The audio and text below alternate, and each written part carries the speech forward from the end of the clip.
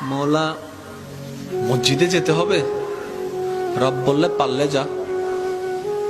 মৌলা এই টাইমে মসজিদে গেলে তো আমারে দৌড়ে ফিটাবে, বুঝেন না কেন? আমি যদি রাতে 3টা বাজে 4টা বাজে 2টা বাজে মসজিদে যাই, আমরা চোর বলে ফিটাবে। মসজিদে যাওয়াটা রিস্ক হবে। রব্বে করিম বলে মসজিদে না পারবি না, আল্লাহ পারবো না, তাহলে যা ঘরে যা, যাই নামাজ বিছা। বলে যে যাই নামাজ বিছালে তো বউ বুঝে ফেলবে আমি বাটপারি করছি। কথা বলেন না কেন? মৌলা বউ বুঝে ফেলবে, মা বুঝে ফেলবে, নিশ্চয় কোন একটা অঘটন ঘটাইছি, সেজন্য যাই নামাজে বসে কান্না করছি, তাহলে তো ইজ্জত ফানসাদ। রব্বে করিম বলে মসজিদেও পারবি না, যাই নামাজে পারবি না। মৌলা একটু কেমন জানি লাগছে।